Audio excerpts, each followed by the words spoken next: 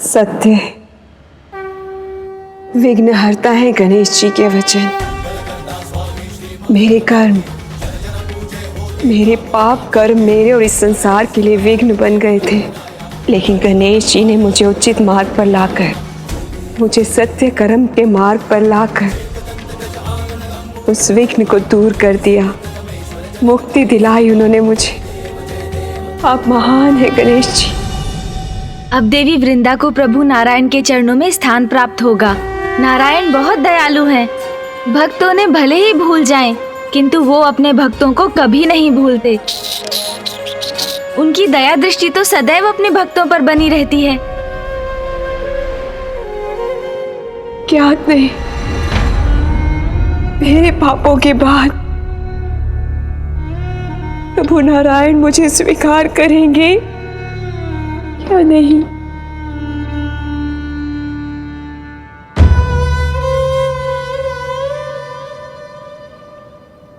शान्ताकारं भुजगशयनं पद्मनाभं सुरेशं विश्वाधारं गगनसदृशं मेघवर्णशुभांगं लक्ष्मीकान्तं कमलनयनं योगिभिर्धान्यगम्यं वन्दे विष्णुं भवभयहरं सर्वलोकैकनाथम्।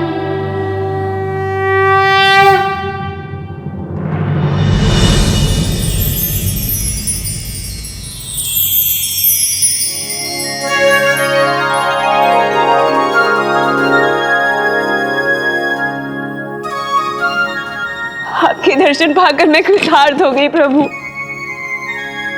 अपने पापों के कारण मैं आपसे चाहे कितनी भी क्षमा याचना करूं कम है प्रभु, फिर भी मुझे क्षमा कर दीजिए प्रभु। पुत्री वृंदा,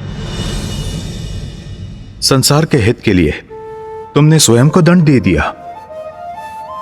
अब तुम मुक्ति की अधिकारी हो। धन्यवाद प्रभु।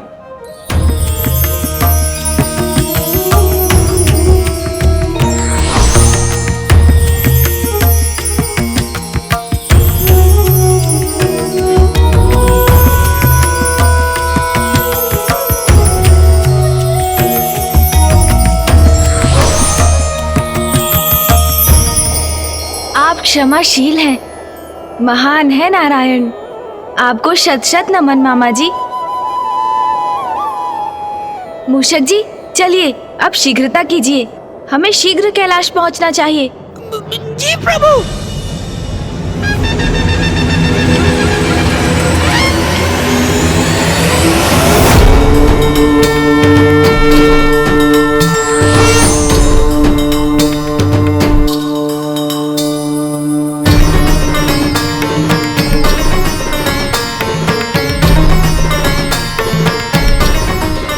बस कुछ ही क्षण बाद ये दुष्ट पुनः उठ खड़ा होगा।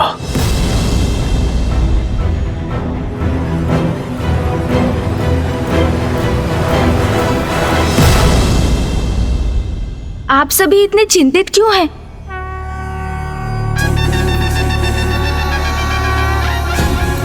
प्रणाम माँ, प्रणाम पिताश्री। पुत्र गणेश, तुम कुशल तो हो ना? और वृंदा? मैं भी कुशल हूँ माँ, और वृंदा जी भी। मामा जी ने स्वयं उन्हें उचित मार्ग जो दिखाया है ना मामा जी? महादेव, जलंधर अब पुनः जीवित नहीं होगा, क्योंकि मैंने वृंदा को वरदान दिया था कि जब तक वो जीवित है उसका पति मृत्यु से सुरक्षित रहेगा। परंतु गणेश के कारण मैंने वृंदा को मोक्ष प्रदान कर दिया है। जलंधर अब मृत्यु के मुख में जा चुका है। पिताश्री, जलंधर ने घोर पाप किए। उसके अपराध बहुत बड़े थे, किंतु अब आपने उनका विनाश कर दिया। और आपके त्रिशूल से जिसका भी वध होता है उसका अहंकार तो स्वतः ही मिट जाता है पिताश्री। महादेव, जलंधर आपकी क्रोधाग्नि से उत्पन्न हुआ था, इसीलिए कदाचित आपका उसको मोक्ष प्रदान करना ही उचित होगा।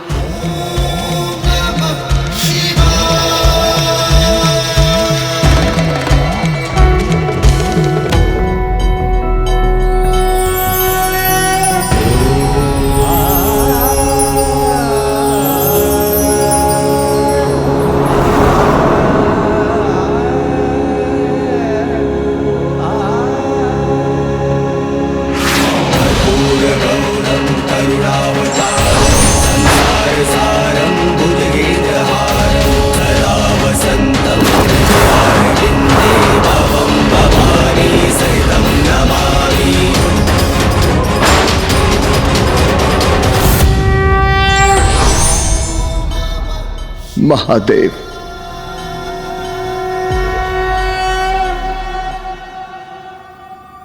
अहंकारवश मैं कितना बड़ा अपराध कर बैठा।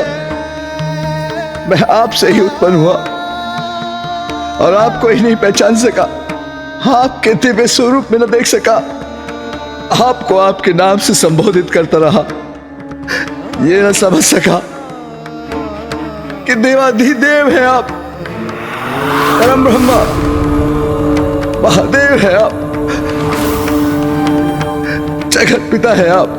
आपसे श्रद्धा करने की मूर्खता करता रहा, किंतु आप तो दया निधान है प्रभु। इतना होने के बाद भी आपने मुझे अपने दर्शन दिए, मैं कृतार्थ हुआ प्रभु।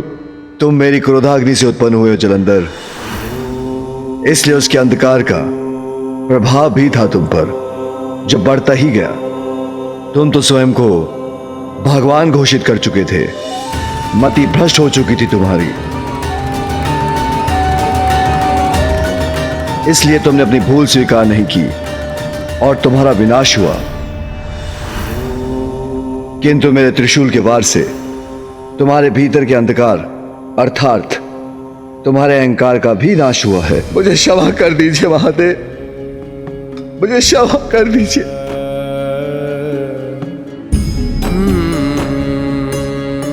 मैं कुमार कार्तिकेय और गणेश जी से भी क्षमा याचना करता हूं प्रभु। उन्होंने मुझे सत्य दिखाने की चेष्टा की, मुझे समझाने का प्रयास किया, किंतु अहंकारवश मैं कुछ न देख सका प्रभु।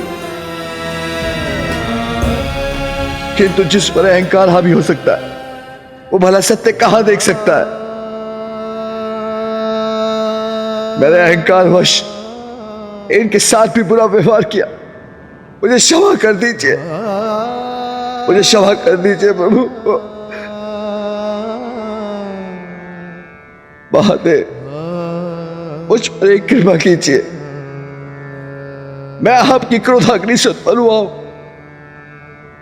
तो पुनः मुझे अपने भीतर समाहित कर मुक्ति दीजिए प्रभु। जलंधर, जो तुम्हारे पापों का आधार था, तुम्हारे उस अहंकार को मैंने मिटा दिया। अब तुम्हारी आत्मा को अपने भीतर समाहित कर तुम्हें मोक्ष प्रदान करूंगा। महादेव की जय, महादेव की जय, महादेव की जय।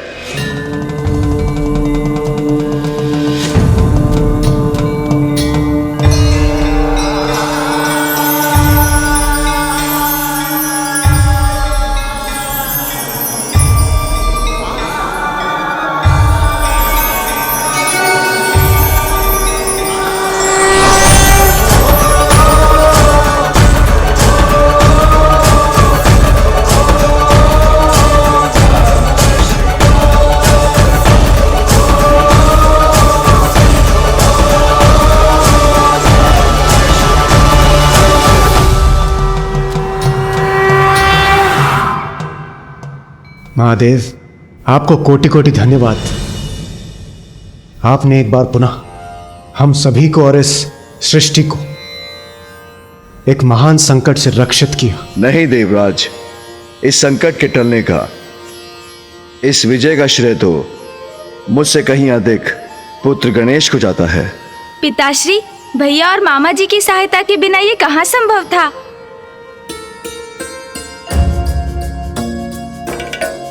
और देवराज इंद्र के साथ अन्य देवताओं ने भी हमारी योजना में पूर्ण सहयोग दिया था।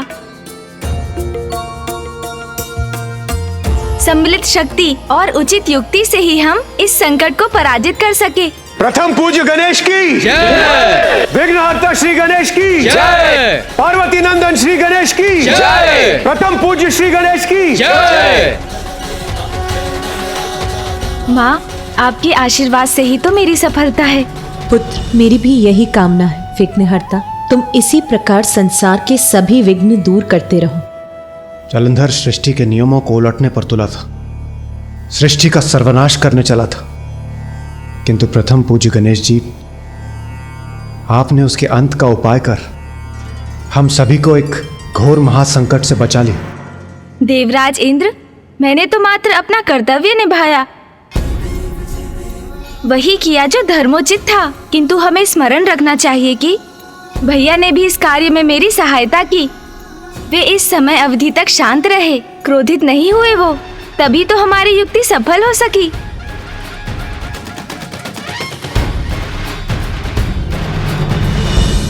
हाँ अनुज, उचित कह रहे हो, किंतु स्मरण रहे, कदाचित मेरा क्रोध अब न जागृत हो जाए।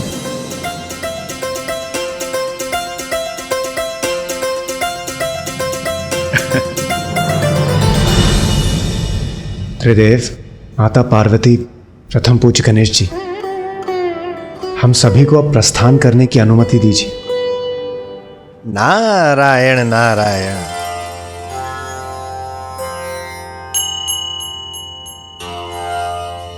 प्रणाम ऋषिवर। प्रणाम देवर्षि। प्रणाम।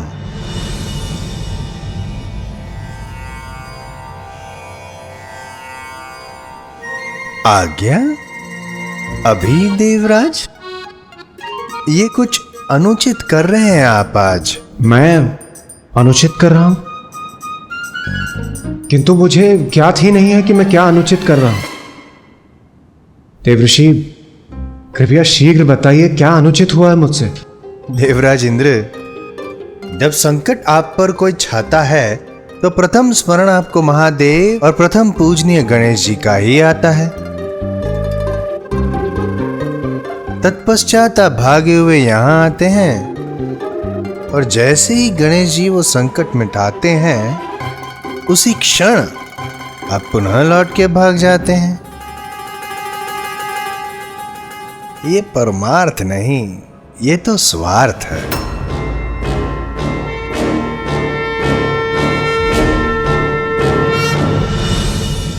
देवर्षि नारद, सभी देवता यहाँ उपस्थित थे, परंतु आप बताइए, इस संकट काल में आप कहां थे?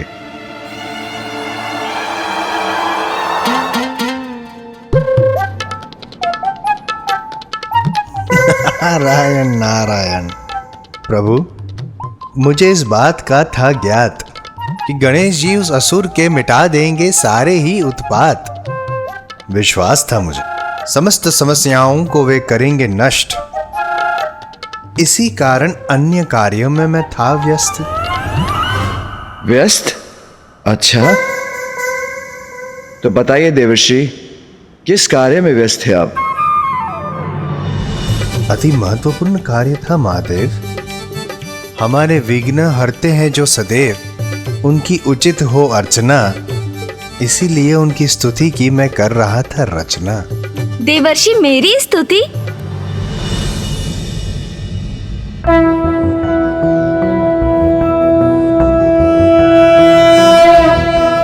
प्रणम्यं शिरसा देव गौरीपुत्रं विनायकं भक्तावासं स्मर नित्यम् आयुः कामार्थसिद्धये।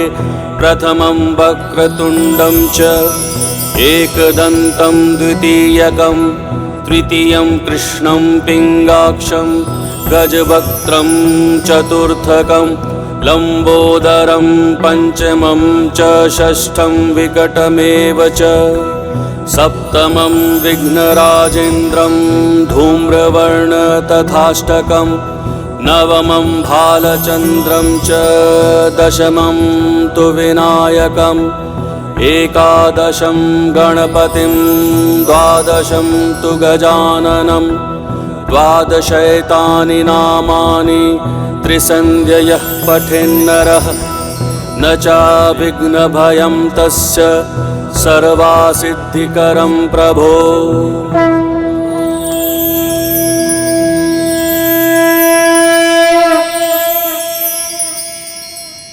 अद्भुत, अति सुंदर। देवर्षि, मुझे आनंद आया, मैं अति प्रसन्न हुआ। ये स्तुति जिसमें मेरे 12 नाम हैं, संकट नाशम गणेश स्तोत्रम के नाम से विख्यात होगी। और जो भी भक्त मेरे लिए ये स्तुति गाकर मेरी पूजा करेगा, मैं उसे सभी विघ्नों से मुक्त कर उसके सभी दुखों का नाश करूंगा। मैं कृतार्थ हुआ प्रथम पूजनीय गणेश जी। आपका सत्य सत्य धन्यवाद। देवऋषि, ये हमारा सौभाग्य है जो आपके मुख से हमें प्रथम पूज्य विघ्नहर्ता गणेश जी की इतनी अद्भुत स्तुति सुनने को मिली। हम कृतार्थ हुए। प्रथम पूज्य श्री गणेश जी की जय, विघ्नहर्ता श्री गणेश जी की जय, पार्वती नंदन श्री गणेश जी की जय। मुझे तुम पर गर्व है पुत्र गणेश। सत्य है अनुज गणेश, तुम्हारी बुद्धि की शक्ति किसी बलशाली योद्धा के बल से भी अधिक बलवान है। भैया, ये तो आपका प्रेम और आशीर्वाद है। प्रथम पूज्य गणेश जी, हम सभी को प्रस्थान करने की अनुमति दीजिए।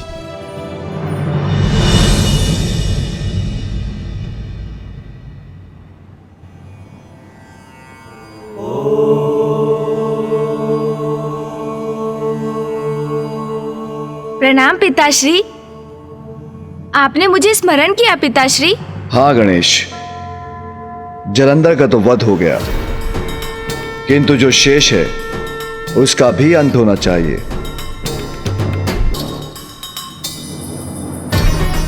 पुत्र, जलंधर के द्वारा रचित इस कैलाश का कहां कोई औचित्य है? मैं आपकी आज्ञा समझ गया पिताश्री।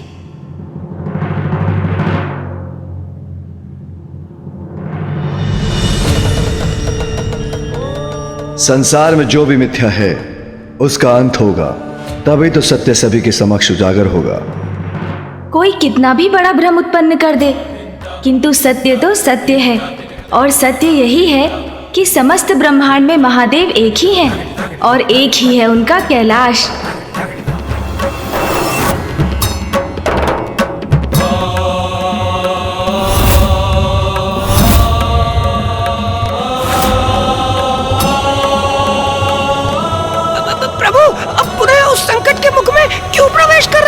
मूषक जी, आप इतने भयभीत क्यों हो रहे हैं? अरे प्रभु, कैसे भूल सकते हैं आप उस भयंकर स्थान को जहां मेरे ऊपर आक्रमण हुआ था?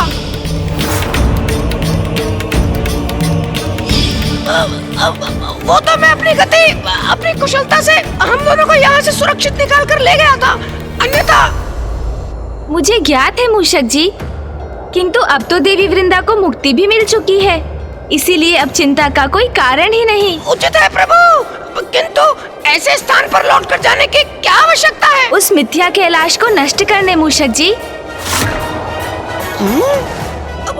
ओ, जो आज्ञा प्रभु। शुभ कार्य में तो तनिक भी विलंब उचित नहीं। मैं आपको अति शीघ्र वहां पहुंचाऊंगा।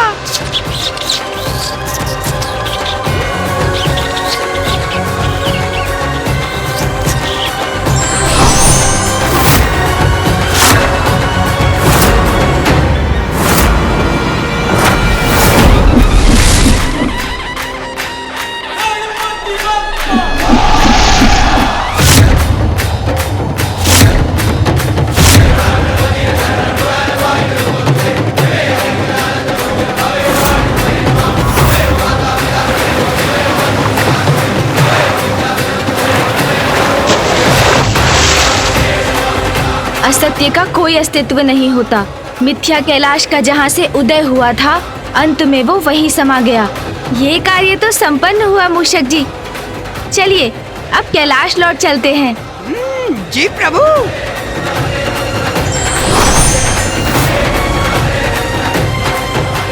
अब कभी कोई मिथ्या कैलाश का निर्माण करने का दुस्साहस कदापि नहीं करेगा।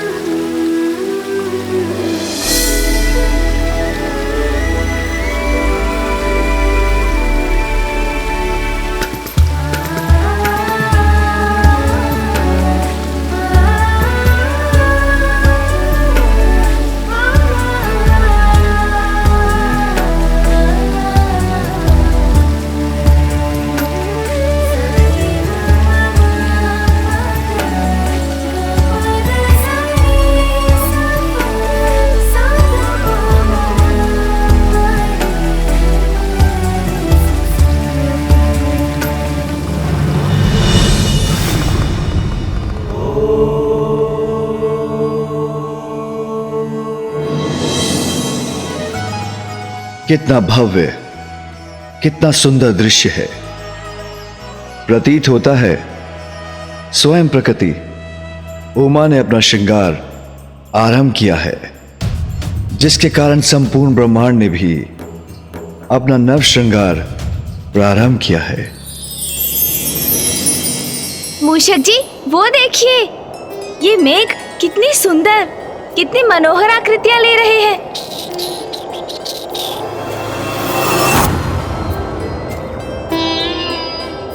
हाँ प्रभु, और संपूर्ण वातावरण में इतनी मनमोहक सुगंध भी छाई हुई है।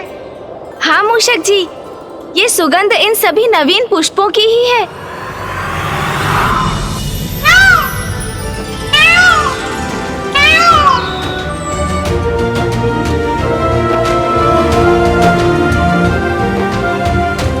अद्भुत, इतना सुंदर जलप्रपात।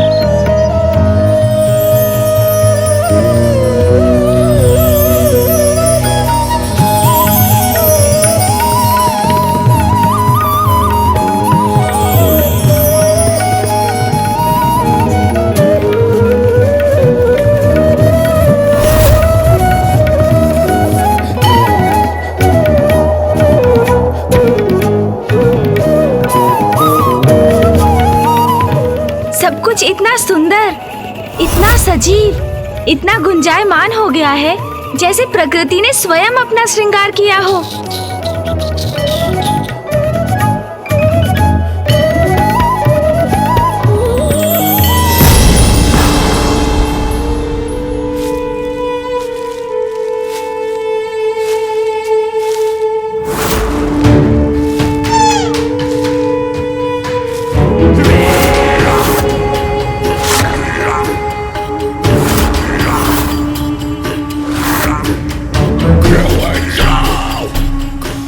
ये मृग बड़ा स्वादिष्ट होगा। बहुत आनंद आएगा इसका आहार करने में।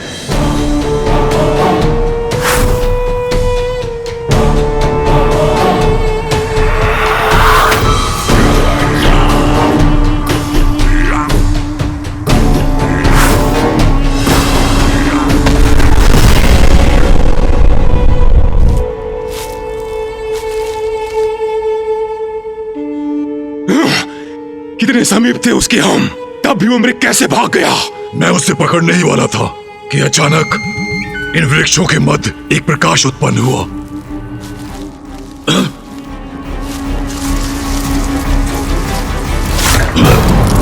पुनः वही प्रकाश।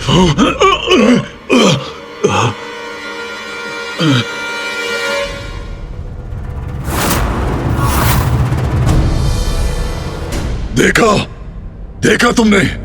वो चमकीला प्रकाश पुनः दिखाई दिया। किसी ने हमारे आखेड़ का ध्यान भटकाया है, उसे वहीं जाकर दंड देना होगा। चलो।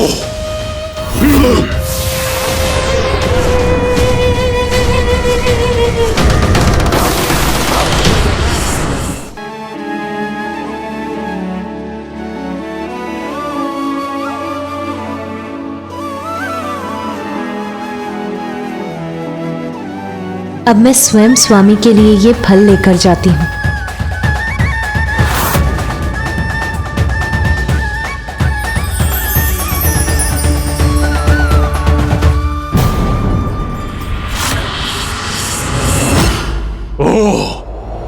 तो ये है वो स्त्री जिसके कारण हमसे हमारा भोजन दूर हो गया। अब तो इनसे अवश्य ही भेंट करनी होगी।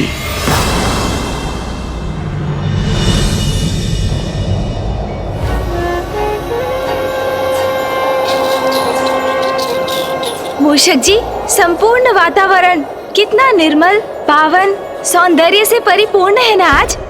हाँ प्रभु, आज की यात्रा तो बड़ी आनंदमयी है। मूषक जी, गति थोड़ी धीमी कीजिए। मुझे कैलाश के इस मनोहर दृश्य का आनंद लेने दीजिए। वाह प्रभु, आप मुझे सदा गति बढ़ाने को कहते हैं। आज प्रथम बार है जब आपने मुझे धीमी गति से चलने को कहा है। आपके आनंद के लिए प्रभु, ये तो मैं बड़ी प्रसन्नता से करूंगा।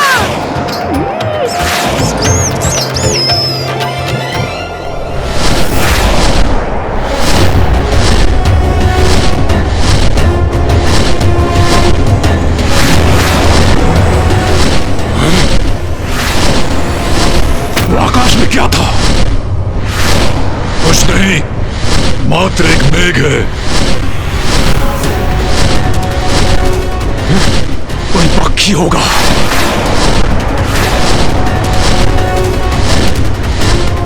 मूषक जी, रुकिए। क्या हुआ प्रभु? आप मुझे रोक क्यों रहे हैं? कुछ विचित्र सा आभास क्यों हो रहा है मुझे?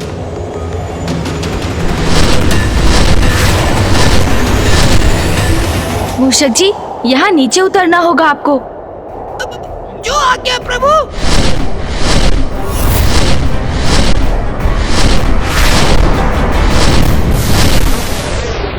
पुनः मुझे आभास हुआ। प्रभु, हम कहाँ जा रहे हैं? मूषक जी, वहाँ कैलाश के सिरे पर उस वृक्ष पर कुछ बेर दिखाई दिए मुझे। चलिए ना, माँ के लिए कुछ बेर तोड़कर ले चलते हैं। उचित है प्रभु।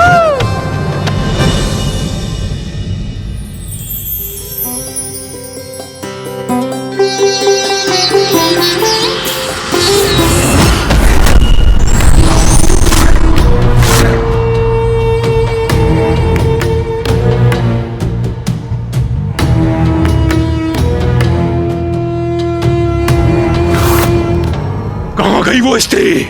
मुझे तो यहाँ कोई दिखाई नहीं दे रहा। कौन स्त्री?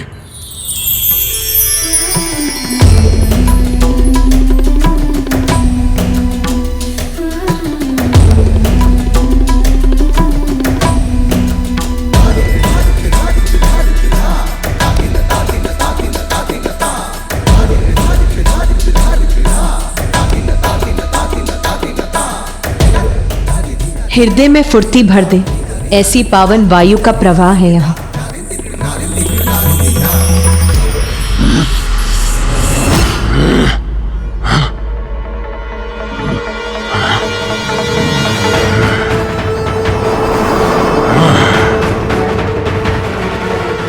अद्भुत।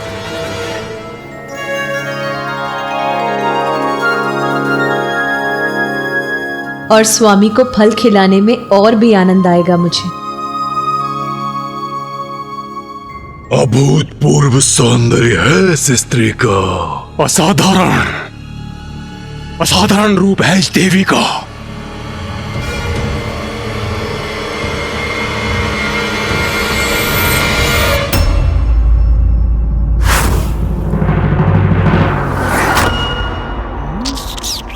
मूषक जी, माँ ये बेर पाकर प्रसन्न हो जाएंगी।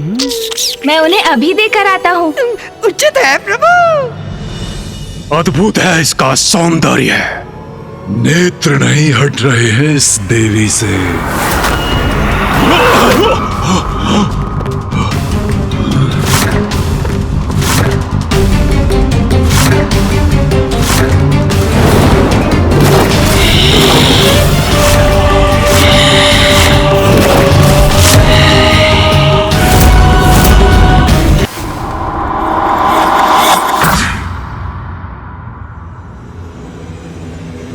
अद्भुत है इसका सौंदर्य। नेत्र नहीं हट रहे हैं इस देवी से।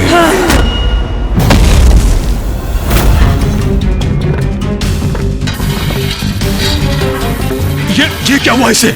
कहीं हमारे लिए कोई संकट तो उत्पन्न नहीं हो रहा? पाप दृष्टि में हो अथवा कर्म में, उसका विनाश अवश्य होगा।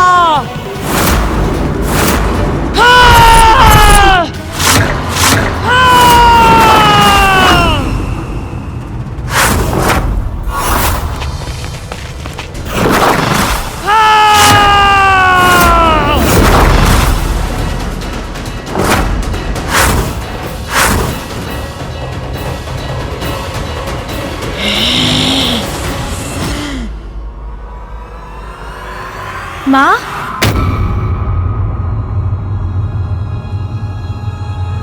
क्या हुआ माँ? माँ इतनी क्रोधित क्यों है? माता का ये उग्र रूप। माँ,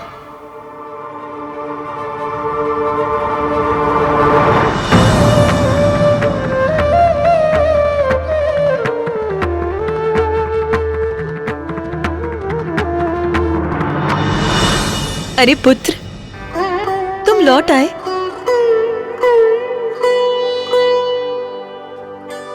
और आप सभी यहाँ क्या कर रहे हैं? नंदी जी, स्वामी के लिए फल मैं ले आई हूँ। आप सभी अपने कार्य कीजिए।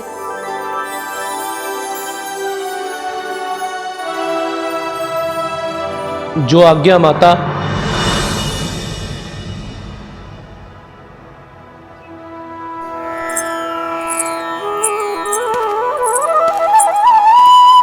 स्वामी, ध्यान से पूर्व आप ये फल ग्रहण कीजिए।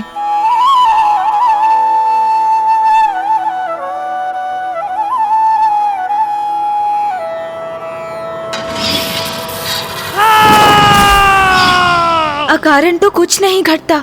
इस घटना का भी कोई कारण तो अवश्य है।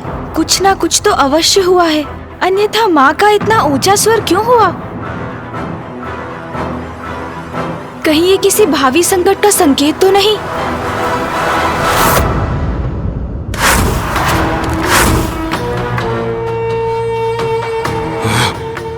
संकट है, अवश्य संकट है। हमें यहां से भाग निकलना चाहिए। निकल चले। नहीं, इसने हमारा आखेट गंवाया है और अब ये हमें भयभीत करने का प्रयास कर रही है, किंतु इतनी सरलता से मैं कहीं नहीं जाऊंगा। इसे यहीं मंडरा कर सताएंगे।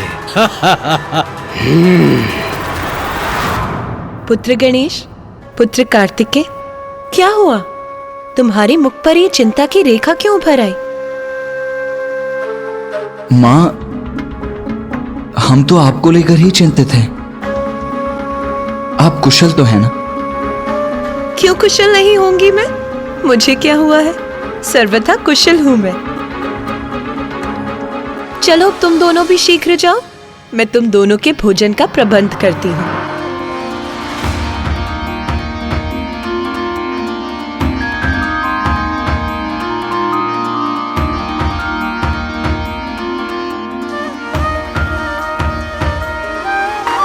मेरी चिंता अभी भी दूर नहीं हुई।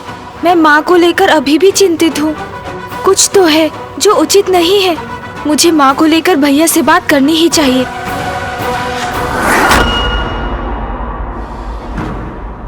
भैया, मुझे बहुत चिंता हो रही है। आपने माँ? हाँ गणेश, चिंतित तो मैं भी हूं, किंतु मुझे माँ को बताने का कोई ना कोई उपाय तो ढूंढना ही होगा। अब मेरे जाने का समय आ गया है। अब मुझे दक्षिण की ओर प्रस्थान करना ही होगा।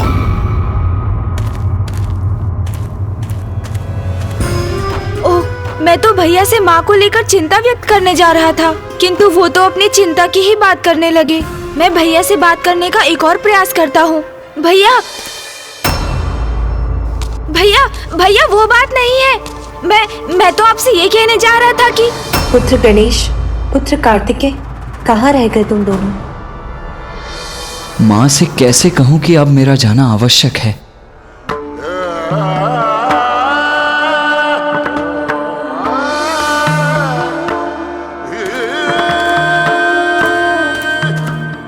भैया तो अपनी ही चिंता में डूबे हैं, फिर मैं अपनी चिंता किससे कहूँ?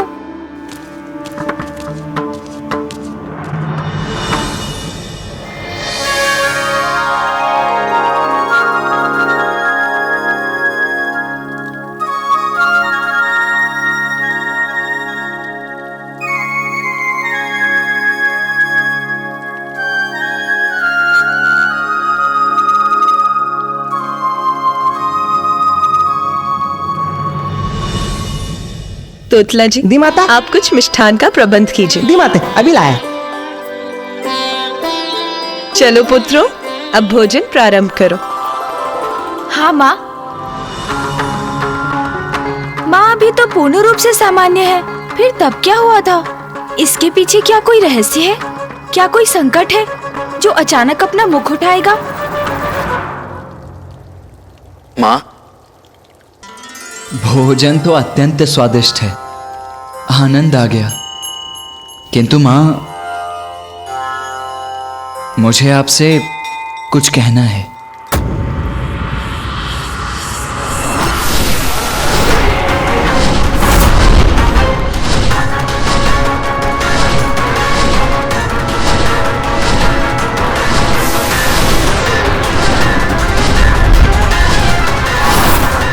यही मंडराएंगे हम दोनों जब तक हमें हमारा आखेट ना मिल जाए।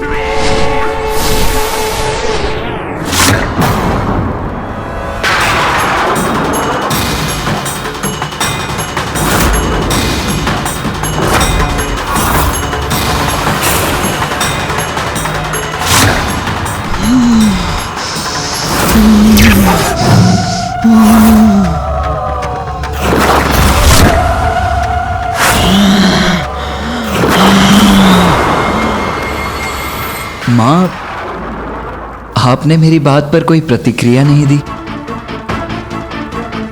मैं कुछ कहना चाह रहा हूं, आप सुन रही हैं ना माँ? माँ पुनः शांत हो गई।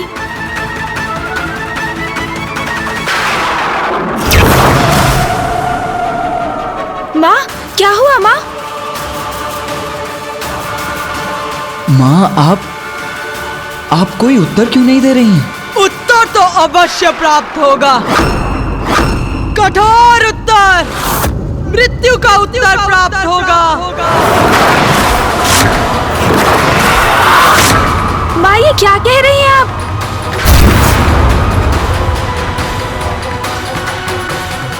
माँ,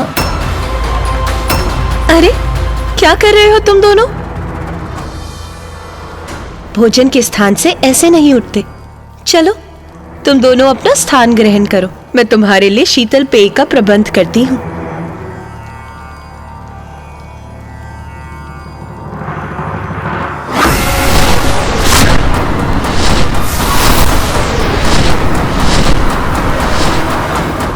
भैया, आपने भी देखा और सुना ना, ये माँ को क्या हो रहा है? गणेश, हमें भोजन समाप्त कर पिताश्री से बात करनी चाहिए।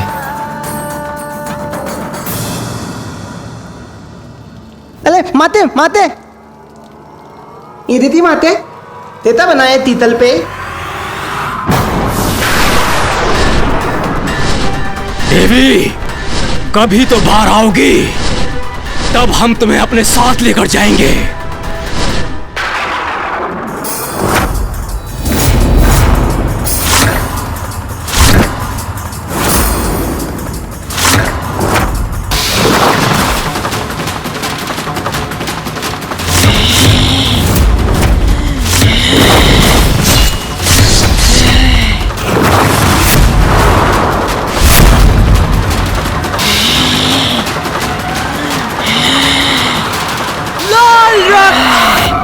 रक्तपान, रक्तपान।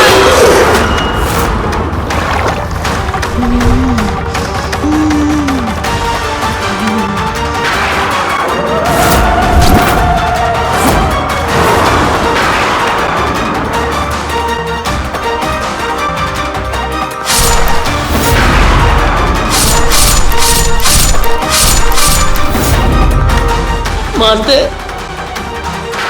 ये हत्या ते नहीं माते यदि मुझसे तू तपला दुआ तो मुझे तमादले माते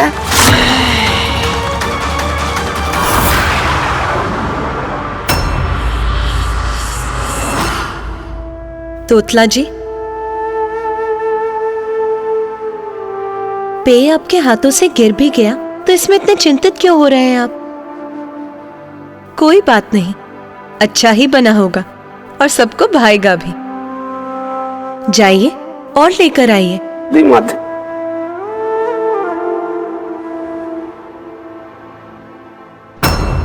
माता क्या ते लई थी? लटपान तित्ता लटपान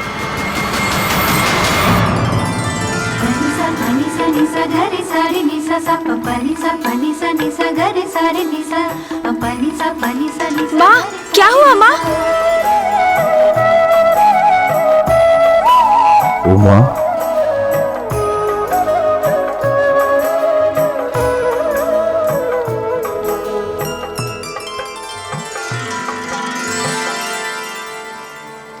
प्रणाम पिताश्री।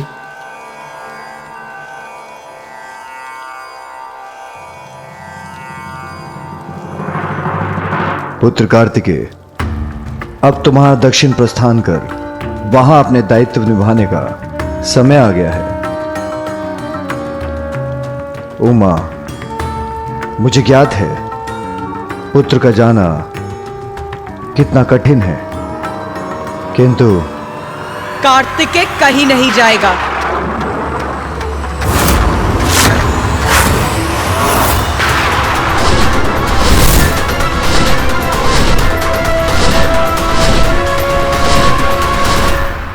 उमा,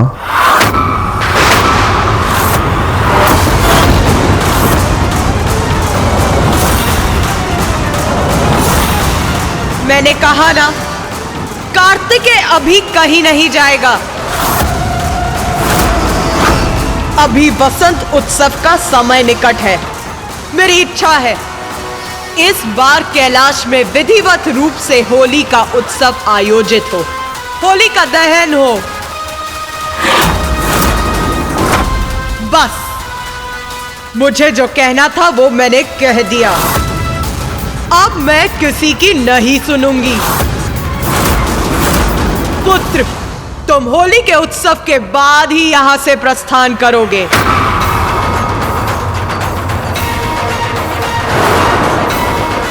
मां पिताश्री से इतने कठोर शब्दों में बात क्यों कर रही हैं?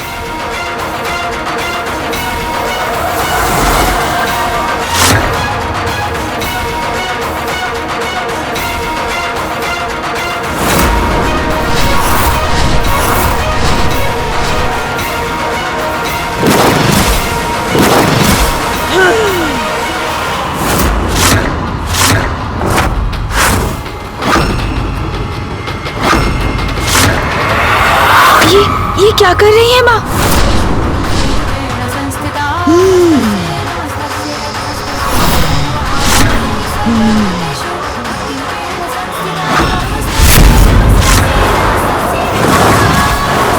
मृत्यु को प्राप्त होगा, मृत्यु को बचेगा नहीं, नहीं बचेगा।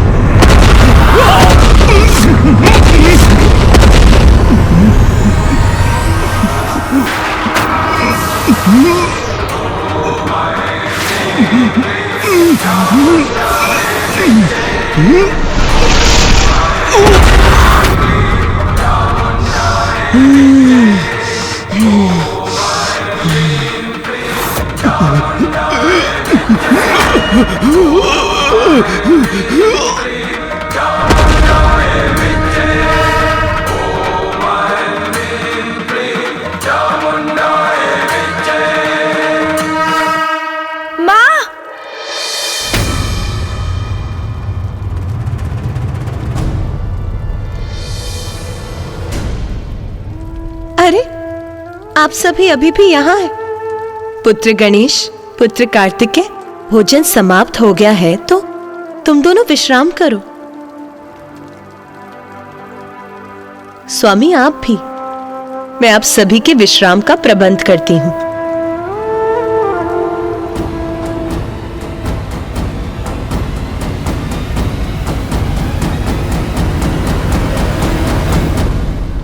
पिताश्री, माँ के इस असहज व्यवहार का क्या कारण है?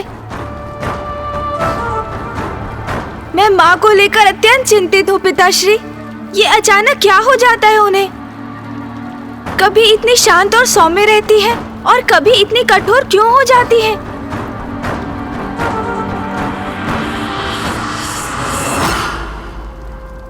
प्रभु, माता का इतना तीव्र स्वर सुनाई दिया तो देखने चले आए। प्रभु, माता कुशल तो है ना? क्या हुआ उन्हें प्रभु? कहीं चिंता का कोई कारण तो नहीं है? कुछ तो असामान्य अवश्य है।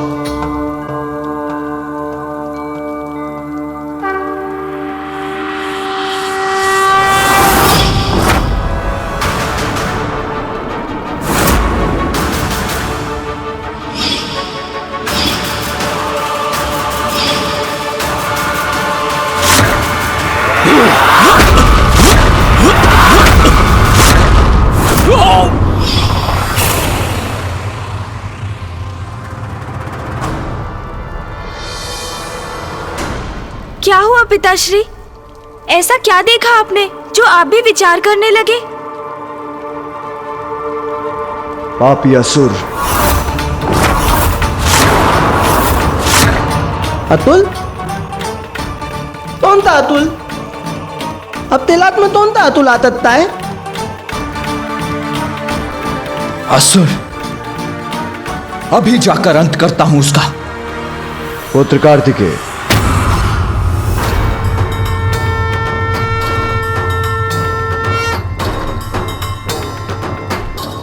अंत उन असुरों का हो चुका है तुम्हारी माता के द्वारा।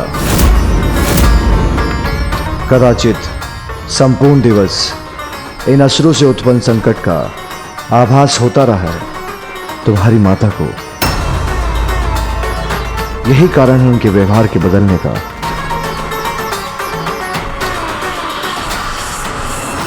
मां ने उचित ही किया। दुष्ट दुस्साहसी असुरों का अंत ही उचित है। असुरों का अंत हो चुका है, तब तो माँ को शांत हो जाना चाहिए था, किंतु वो तो अभी भी अशांत है। कहीं ये असुर किसी अन्य संकट का संकेत तो नहीं?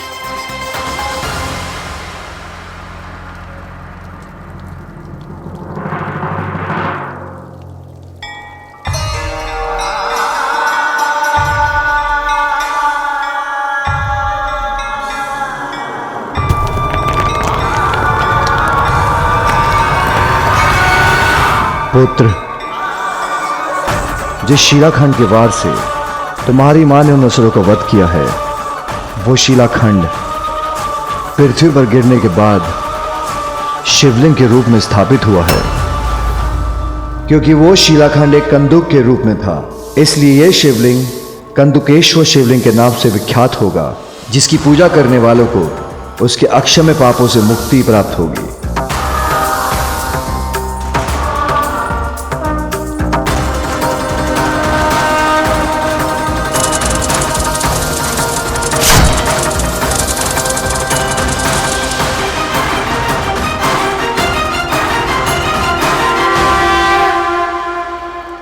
पिताश्री, संसार में जब कोई बुराई भी छाती है तो आपकी और माँ की लीला से उस बुराई का अंत संपूर्ण जगत के लिए आशीष बनकर ही उभरता है।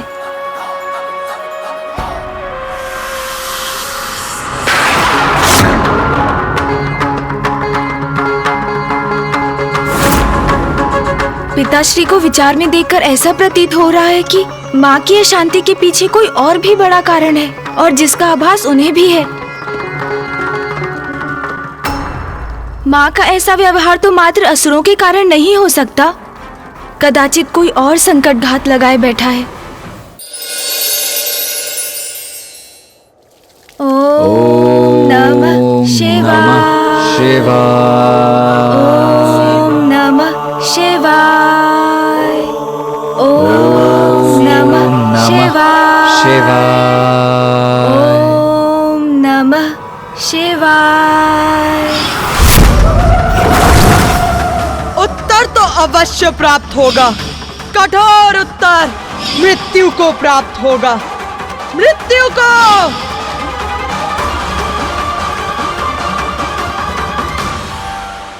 माँ कुशल तो है ना? कदाचित मुझे जाकर देख लेना चाहिए।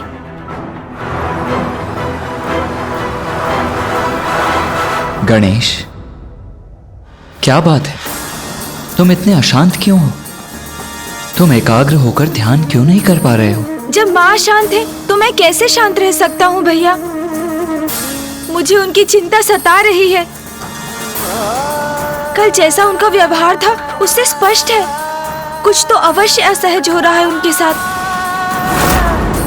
उनमें निरंतर परिवर्तन आता ही जा रहा है भैया।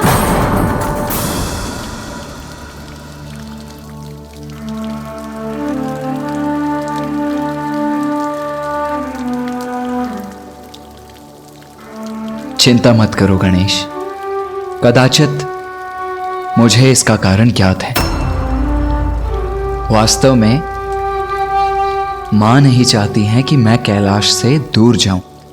कल जब पिताश्री ने मेरे प्रस्थान की बात की तो स्नेहवश मां विचलित हो उठी, किंतु अब मैं रुक गया हूं ना, तो मां पुनः सहज हो जाएंगी। जो कारण भैया बता रहे हैं वो तो पुत्र के लिए माँ का स्नेह है, किंतु उनका क्रोध जो रह रहकर जागृत हो रहा है उसका क्या कारण है? आओ अनुज गणेश, चिंता छोड़ो, ध्यान करते हैं।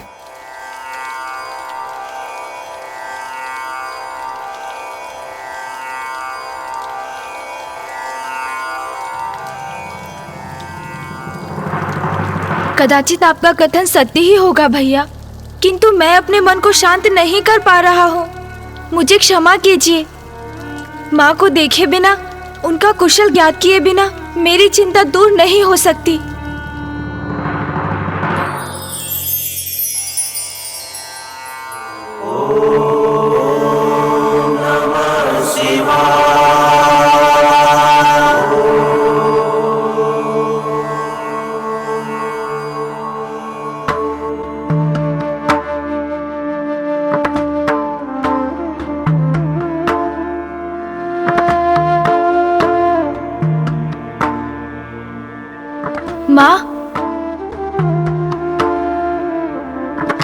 माँ ने तो मुझे सुना ही नहीं।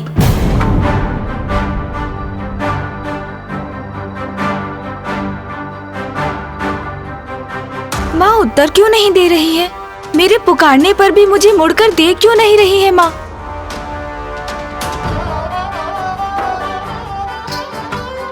माँ,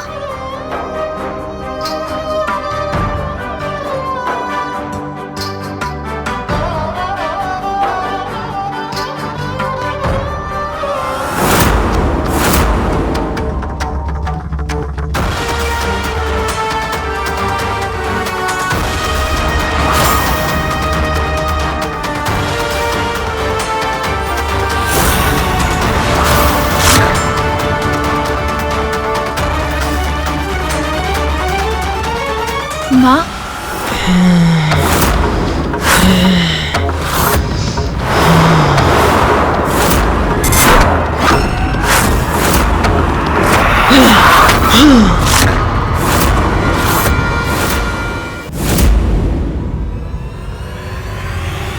ये क्या? ये माँ को क्या हो रहा है?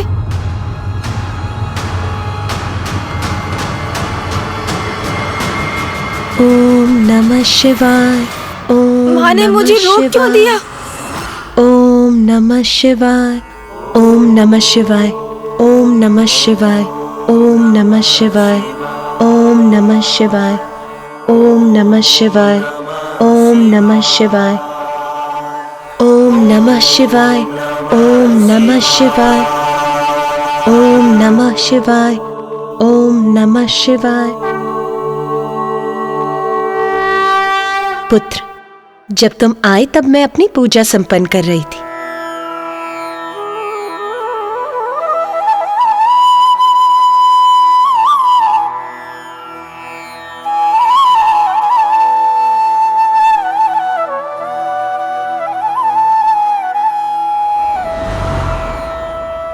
क्या हुआ पुत्र?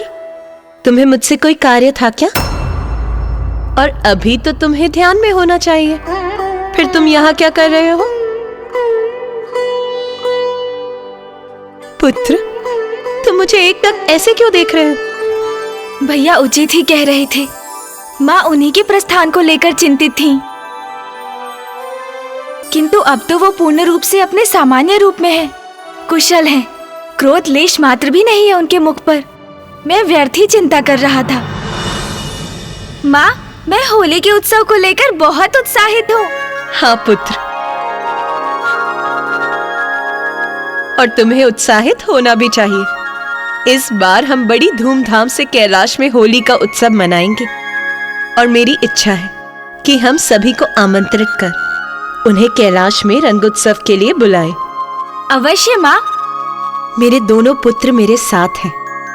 गणेश और कार्तिकेय से ही तो कैलाश की शोभा बढ़ती।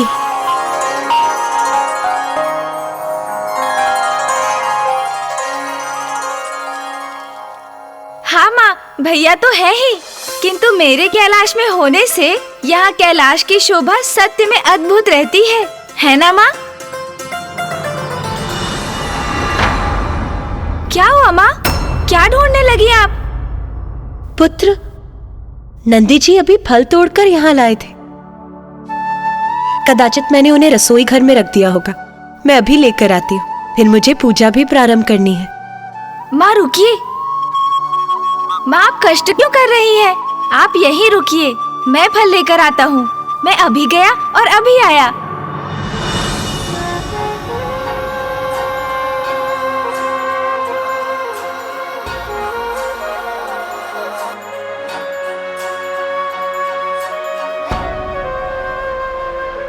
माँ तो पूर्ण रूप से कुशल है। भैया और पिताश्री उचित कह रहे थे। मैं अकारण ही चिंता कर रहा था। देखा माँ, मैंने कहा था ना, मैं अभी गया और अभी आया। माँ तो अभी यही थी, फिर अचानक कहाँ चली गई?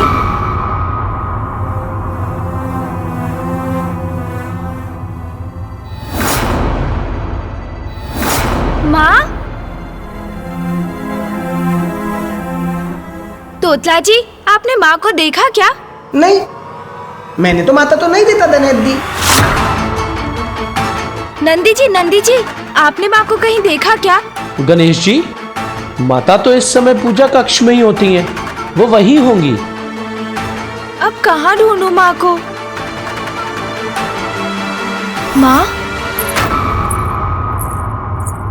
माँ तो जलाभिषेक के लिए मानसरोवर से जल लेने जा रही है।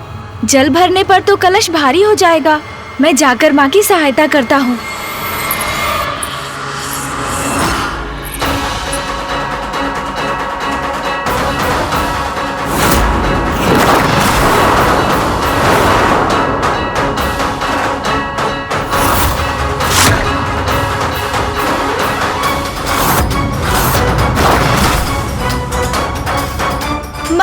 रुकिए माँ, मैं आ रहा हूँ आपकी सहायता करने।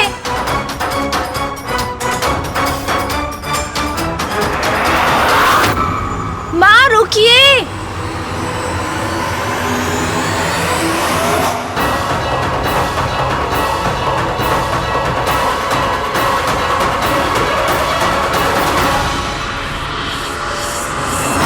अचानक ये धुंध कहाँ से उत्पन्न हो गई? और ये धुंध मेरे और माँ के मध्य क्यों आ रही है? और माँ रुक क्यों नहीं रही है?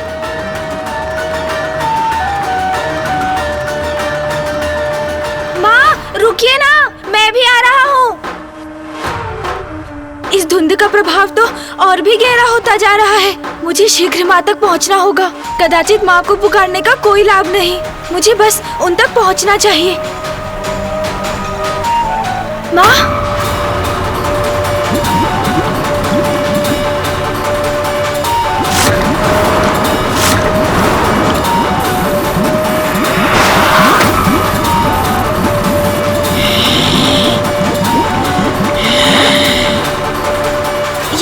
ये कैसी ऊर्जा प्रवाहित हुई माँ के भीतर से?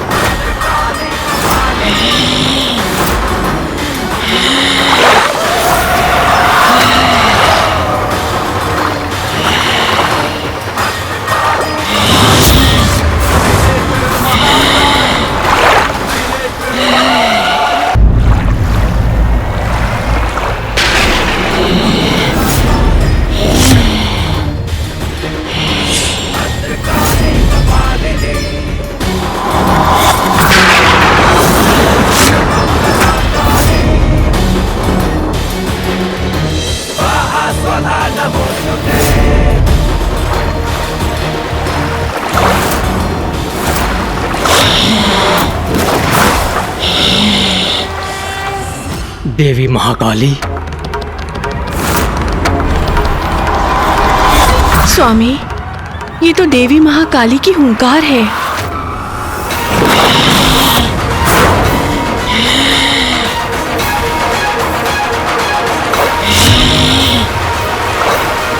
उमा उमा उमा उमा।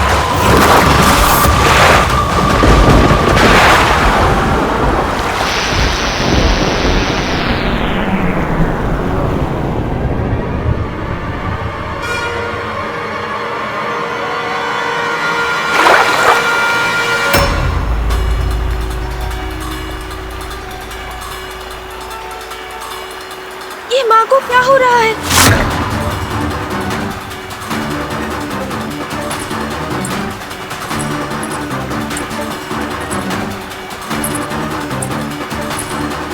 माँ, माँ, रुक जाइए माँ।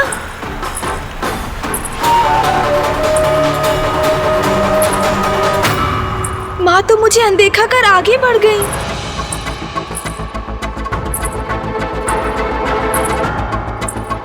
माँ, ये सब क्या हो रहा है? माँ तो ऐसे चली गई जैसे मैं यहाँ हूँ ही नहीं। ऐसा प्रतीत हो रहा है जैसे वो समाधि की अवस्था में हो। उन्हें तो जैसे ज्ञात ही नहीं कि अभी यहाँ क्या घटा है।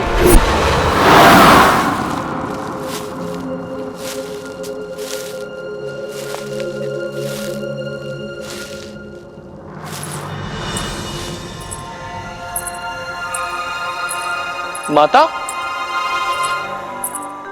माता, आप इतना भारी कलश उठाकर लाने का कष्ट क्यों कर रही हैं? दीजिए, मुझे दीजिए। नंदी जी, शिवलिंग के जलाभिषेक के लिए जल तो मैं स्वयं ही लाती हूँ। आप और अन्य गण यदि मेरी सहायता करना चाहते हैं तो आप होलिका दहन की पूजा की तैयारियां प्रारंभ कीजिए। इस बार उत्सव में कोई कमी नहीं रहनी चाहिए। जो आज्ञा माता, उचित रहेगा। माता, मुझे स्मरण हो आया, गणेश जी आपको ढूंढ रहे थे। कदाचित वो आपके पीछे पीछे भी गए थे। पुत्र गणेश? किंतु मैंने तो उसे लौटते समय नहीं देखा। कोई बात नहीं, आप अपनी पूजा पूर्ण कीजिए। वो यहीं कहीं होंगे। मैं उन्हें शीघ्र ढूंढकर आपके पास भेजता हूं।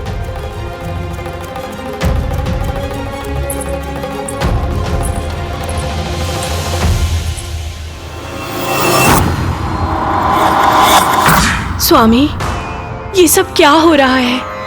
मैं गणेश की चिंता समझ सकती हूँ, क्योंकि स्वयं मैं भी चिंतित हूँ। हाँ प्रिय, गणेश का चिंता करना स्वाभाविक है, क्योंकि देवी पार्वती में आने वाले परिवर्तन किसी बड़ी घटना का संकेत है। बड़ी घटना? कैसी बड़ी घटना स्वामी? अब ऐसा क्या होने वाला है? जगत जननी की लीला को समझ पाना तो मेरे लिए भी संभव नहीं है, किंतु इतना स्पष्ट है कि शीघ्र ही हम जगत जननी के एक बड़े अवतार से परिचित होने वाले हैं। संसार को एक बड़े संकट से टालने के लिए जगत जननी के एक बड़े अवतार का आविर्भाव होने वाला है।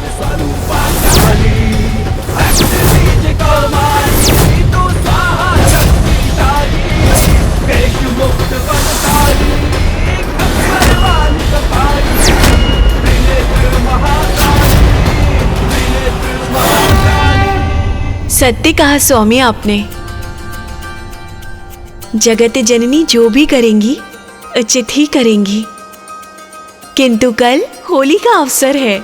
देवी पार्वती की लीला के पूर्व हमें कैलाश में होली देखने को अवश्य मिलेगी, और वो भी इतने लंबे अंतराल के बाद।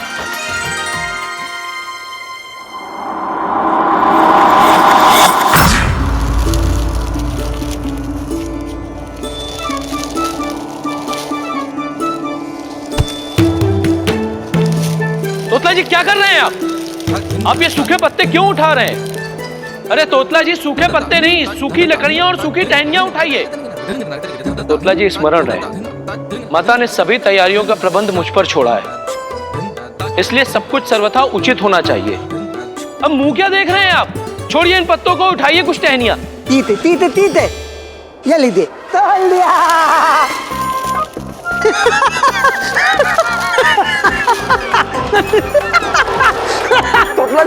तुतला जी आप क्या कर रहे हैं?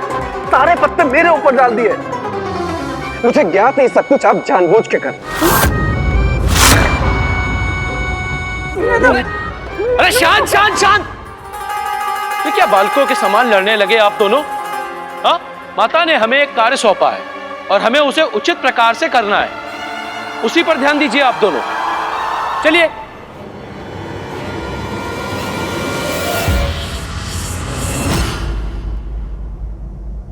आप सभी ये क्या कर रहे हैं? गणेश जी, हम होलिका दहन के लिए लकड़ियां एकत्रित कर रहे हैं। इतने वर्षों के बाद कैलाश पर होली का उत्सव मनाया जाएगा। पिछले कई वर्षों से कैलाश से दूर रहने पर विवश थी माता पार्वती।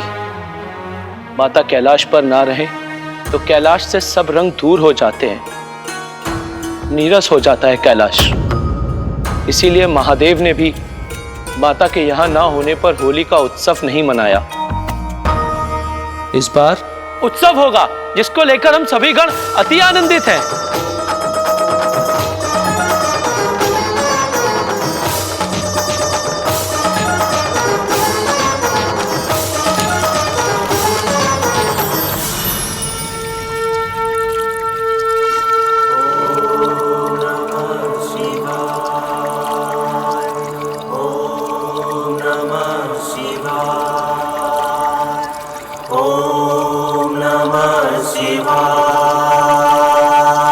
नंदी जी ने उचित ही कहा, माता कैलाश से दूर होती है तो कैलाश से सभी रंग दूर हो जाते हैं, नीरस हो जाता है कैलाश। कहीं ऐसा तो नहीं कि माता पुनः कैलाश से कहीं दूर जाने वाली है? मेरा मन बहुत व्याकुल हो रहा है। किसी अज्ञात अनिष्ट की आशंका मुझे चिंतित कर रही है। क्या हो रहा है ये माँ को? मैं विश्वास तो नहीं करना चाहता, किंतु मुझे आभास अवश्य हो रहा है कि ये किसी बड़े संकट का ही संकेत तो नहीं।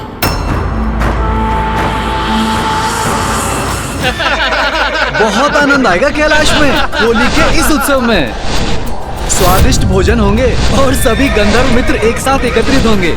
और इस बार तो गायन स्पर्धा मैं अवश्य ही जीतूंगा, और इसके लिए मैंने एक नवीन राग की रचना भी की है। कोई टिक नहीं सकेगा मेरे समक्ष, देख लेना। अच्छा, तो हमें भी सुना दो अपना राग। हाँ, अगर हमें भाग गया तो विजय हो गए समझो। सुनाओ। चलो ठीक है, यदि आप सब कह ही रहे हो तो मैं सुना ही देता हूँ। हाँ, सुनाओ ना अपना राग हमें। हाँ, सुनाओ अपना राग हमें।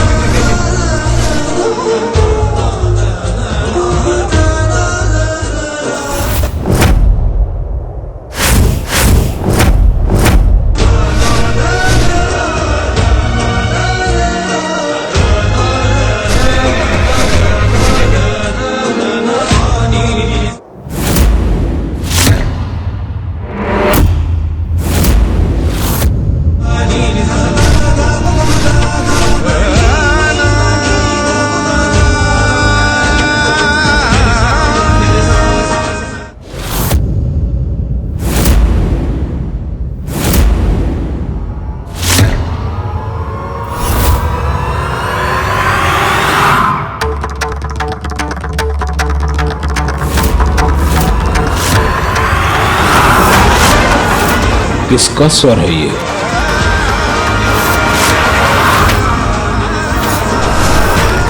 किसने मेरा ध्यान भंग किया?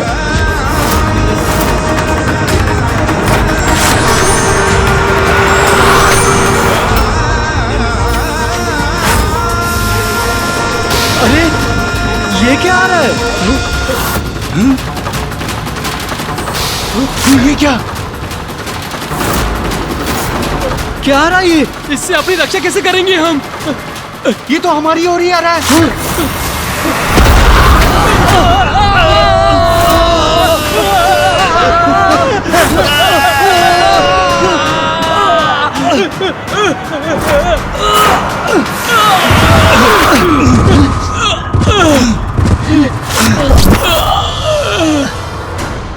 कौन है यहाँ पे शत्रु?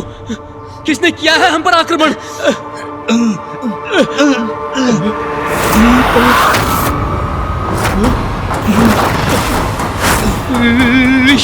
ऋषि दुर्वासा। ऋषि दुर्वासा, मेरा ध्यान भंग करने का दुस्साहस कैसे किया तुमने? भागो, अन्यथा मेरे शाप के भागी बनोगे। भागो भागो भागो भागो।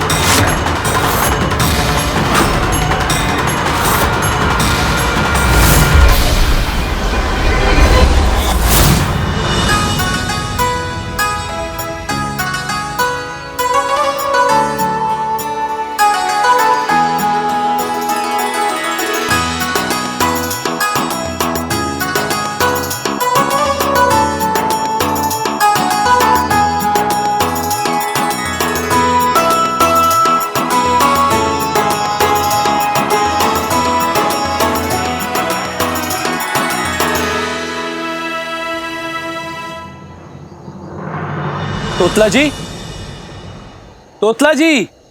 आंधी, मैं जौ ले आया हूं, परंतु आप क्या कर रहे हैं? अरे मैं क्या कर रहा हूँ? अरे क्या पूतले आप? अरे मैं उतले ला डाला उतले, और ये तो तादालन ताले नहीं है, तलल ताले नहीं है। क्या क्या क्या क्या? तुपले, तरल, ये कह क्या रहे हैं आप? होलिका दहन की तैयारी करने के लिए कहा था ना आपसे? अरे नंदी जी, तोतला जी कह रहे हैं कि ये उपले लगा रहे हैं, ये कोई सरल कार्य नहीं है। यही तो मैं बोल रहा हूँ। उचित है, उचित है। वैसे इनको समझना भी सरल कार्य नहीं है। बिल्कुल सही कहा नंदी जी। तोतला जी, हमारे पास अधिक समय नहीं है, तो कृपया करके अपना कार्य शीघ्र पूर्ण कीजिए।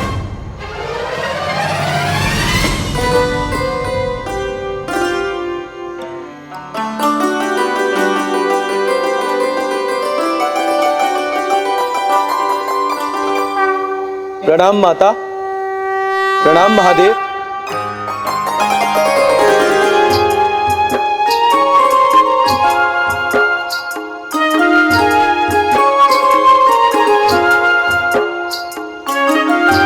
नंदी जी, आपने तो बहुत उत्तम व्यवस्था की है, मन प्रसन्न हो गया। धन्यवाद माता। उमा, पूजा प्रारंभ करो। अवश्य स्वामी, किंतु पुत्र गणेश कहाँ है?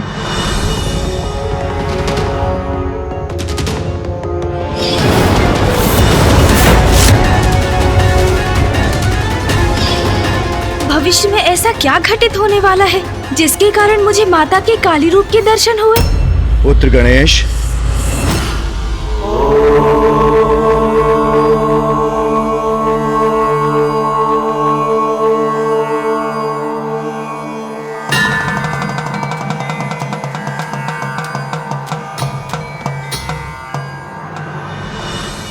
पिताश्री आप? मुझे ज्ञात है पुत्र, तुम्हारे मन में कोई चिंता है। कहो पुत्र, जो भी तुम्हारे मन में है निसंकोच कहो। पिताश्री, मेरी चिंता का कारण तो आपको भी ज्ञात है। कुछ समय से माँ बहुत असहज रही है, और आज जब माँ मानसरोवर से जल लेने गई थी तो मैं उनके पीछे ही था, और तब मैंने देखा पिताश्री की माँ को ये क्या हो रहा है पिताश्री? समय का चक्र सदैव नियति द्वारा निर्धारित गति पर गतिमान रहता है, जिसके कारण समय समय पर जगत कल्याण के लिए हम सभी की एक अद्भुत लीला होती ही रहती है। और मुझे प्रतीत हो रहा है अब तुम्हारी माँ की भी एक अन्य लीला का समय आ गया है। लीला? समय आ गया है? हाँ पुत्र, समय आ गया है पार्वती के सबसे महान श्री महाकाली अवतार के आविर्भाव का। श्री महाकाली अवतार? हाँ पुत्र, संसार में जो भी घटता है उसके पीछे कोई बड़ा कारण होता है। असाधारण परिस्थितियों में भी असाधारण उपाय आवश्यक हो जाते हैं। तुम्हारी माता आदिशक्ति जगत जननी पार्वती के श्री महाकाली रूप में अवतरित होने का भी एक महान उद्देश्य है। तो इसलिए पुत्र, जो हो रहा है हमें वो होने देना होगा। हमें प्रतीक्षा करनी होगी, क्योंकि यह सब लोक और जन कल्याण के लिए ही होने वाला है। इसलिए अब मेरे साथ आओ पुत्र। तुम्हारी माता होलिका दहन की पूजा प्रारंभ करने के लिए तुम्हारी प्रतीक्षा कर रही है।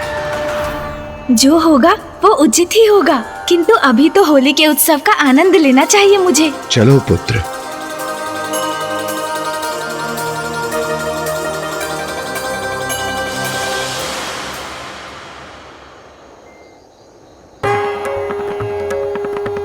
ओम महागणपते नमः।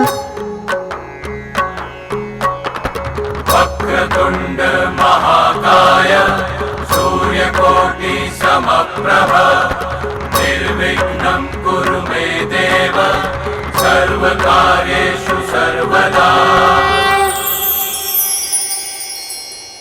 पिताश्री, होलिका तो हिरण्यकश्यपु की बहन थी ना, जिसके कहने पर वो भक्त प्रहलाद को अपने अंक में लेकर जलती चिता में बैठ गई थी। हाँ पुत्र, होलिका दहन की प्रथा तभी से आरंभ हुई। भक्ति और विश्वास के महत्व को उजागर करती है ये प्रथा। भक्त प्रहलाद की भक्ति अपने इष्ट के प्रति इतनी अटूट थी, इसलिए प्रहलाद को अग्नि से कोई हानि नहीं हुई। वहीं होलिका को वरदान प्राप्त था कि अग्नि उसके अंग वस्त्र को कभी कोई क्षति नहीं पहुंचा सकेगी, किंतु समय आने पर उसके अंग वस्त्र ने प्रहलाद की रक्षा की और बुराई की प्रतीक होलिका भस्म हो गई।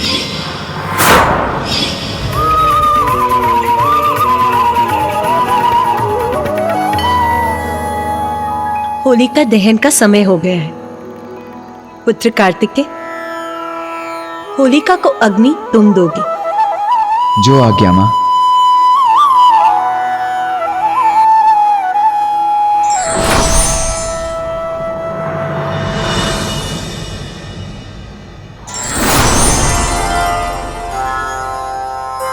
आज्ञा दीजिए पिताश्री। पुत्र कार्तिकेय,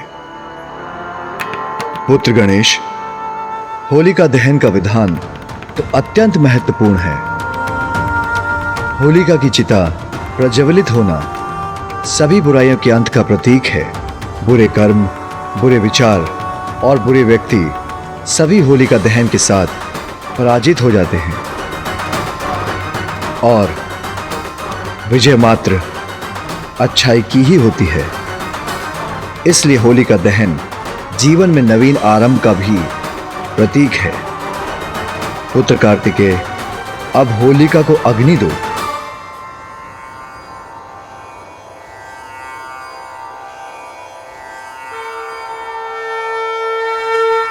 आयो होली रे होली, आयो होली रे होली, आयो होली रे होली, होली रे।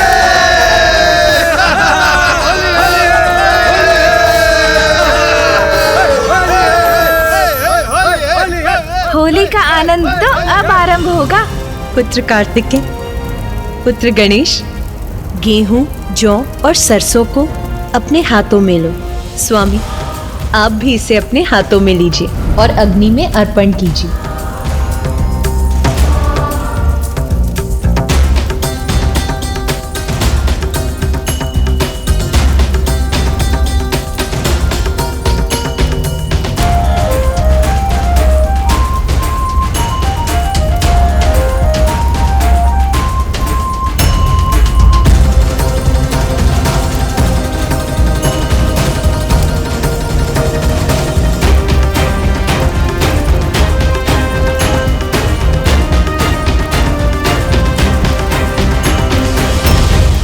नंदी, स्वयं को रोको मत।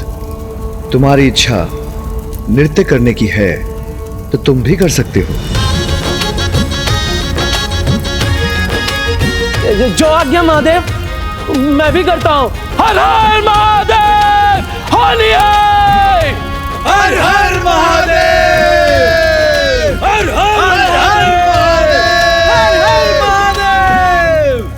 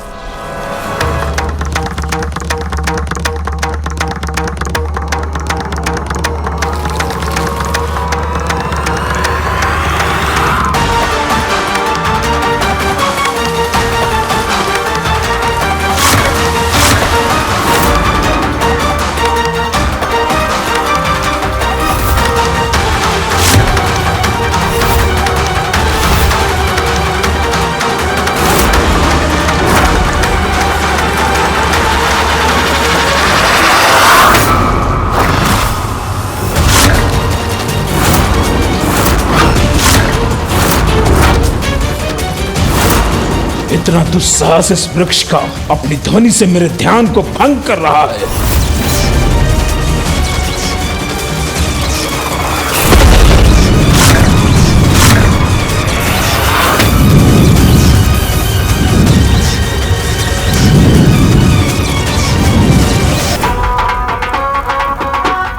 कितना सुंदर दृश्य है ये, सभी कितने आनंदित हैं। अरे माँ वो देखिए, अरे गणेश माँ।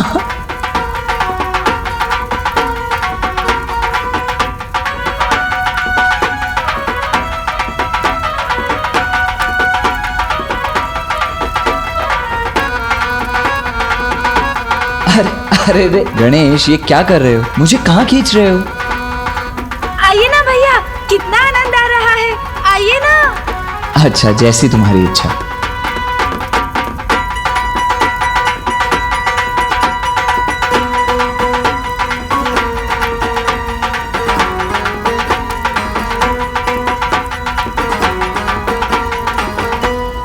नाथ, ये पुत्र कार्तिकेय और पुत्र गणेश की प्रथम होली है और वो भली भांति इसका आनंद भी उठा रहे हैं। उमा,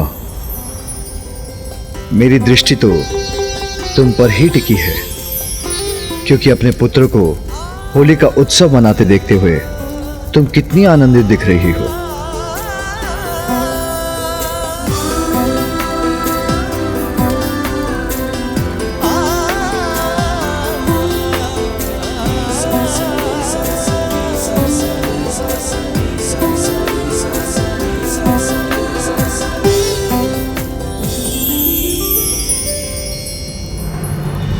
आनंद ही आनंद का संचार हो रहा है इस होली में।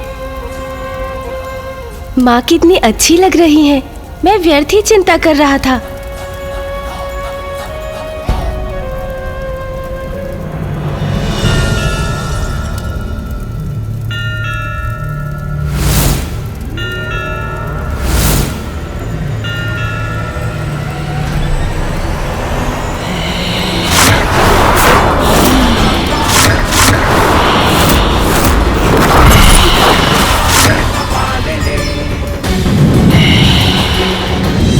माता पुनः महाकाली के रूप में।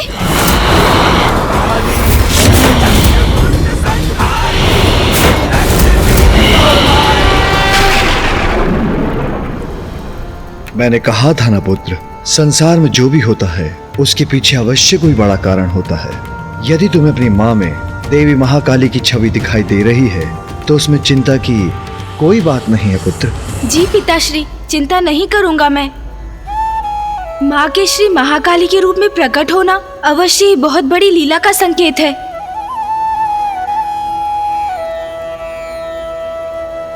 अनुज गणेश, ये क्या? तुमने मुझे, नंदी जी और अन्य गणों को परिक्रमा के लिए प्रेरित किया और स्वयं यहाँ जड़ होकर खड़े हो गए। कोई बात नहीं, आओ, माँ बुला रही हैं।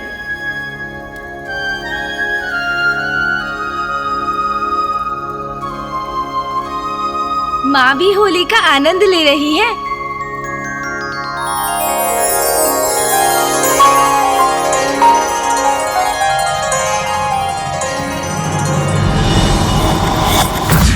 आज होलिका दहन की पूजा है, कल रंगोत्सव होगा। रंगोत्सव? उसमें तो और भी आनंद आएगा। कैलाश के इस रंगोत्सव में भाग लेने के लिए सभी देवताओं को आमंत्रित करने पुत्र कार्तिकेय और पुत्र गणेश के साथ नंदी जी और अन्य गण भी जाएंगे। माँ, हम तो झुमटा निकालकर झूमते हुए जाएंगे और इसमें तो मुझे बहुत आनंद आएगा। गणेश, देवी देवताओं को आमंत्रित करना गंभीर कार्य है। इसमें हमें विधिवत शिष्टाचार का पालन करना होगा। ओहो भैया, हम देवताओं को यहाँ युद्धोत्सव का नहीं, रंगोत्सव का निमंत्रण देने जा रहे हैं, तो वो भी आनंददायक ही होना चाहिए ना, और अद्भुत भी मेरे समान। गणेश तो आनंद के रंग में ही रंगा हुआ है। प्रथम पूज्य श्री गणेश जी, कुमार कार्तिकेय, अनुमति हो तो मैं कुछ सुझाऊं? अवश्य नंदी जी। प्रथम पूज्य यदि सभी को आनंद मग्न करना चाहते हैं तो वही होगा।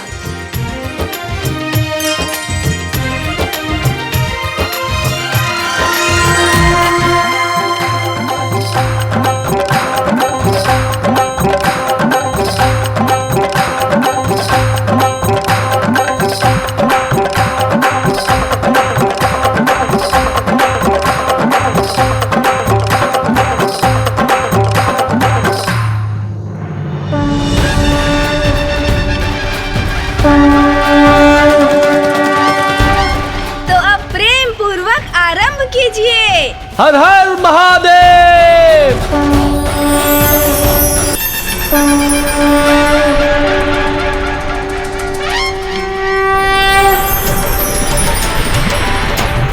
हर हर महादेव। होली है।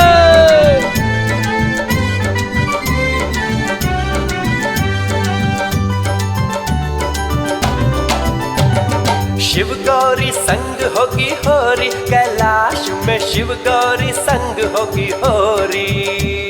शिव गौरी संग होगी होरी, कैलाश में शिव गौरी संग होगी होरी। शिव शंभू हर हर महादेव। शिव शंभू संग होगी होरी, कैलाश में शिव शंभू संग होगी होरी।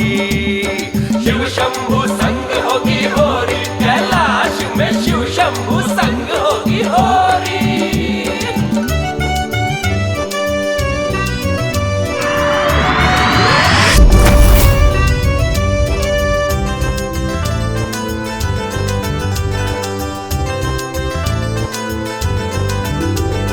गणेश जी की टोली, ओ देखो ओ देखो ओ देखो देखो देखो देखो गणेश जी की टोली लेके आमंत्रण की ये छोरी छोरी। ओ देखो आई गणेश जी की टोली।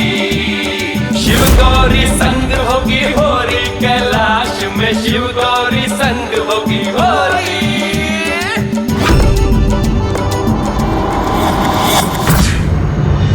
नाथ, आपने ये गीत के स्वर सुने? कौन गा रहा है ये?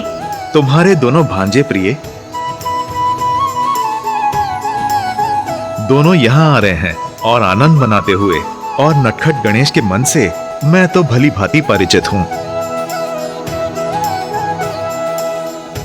कदाचित मुझे मेरे शंख का ध्यान रखना होगा, अन्यथा पूर्व की भांति कहीं गणेश मेरा शंख ही चुरा कर ना ले जाए।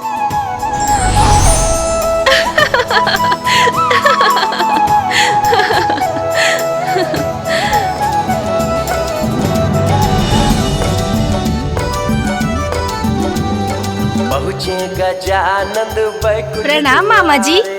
प्रणाम मामी जी।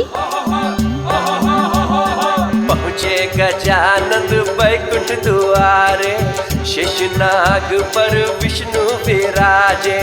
माँ लक्ष्मी भाव विभोरी, कैलाश में आई है गण की टोली। होली है, होली है, होली है।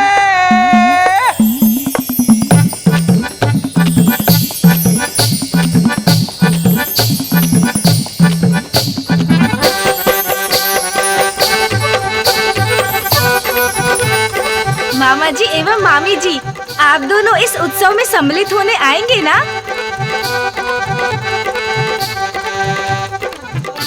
अवश्य। होली है। होली है।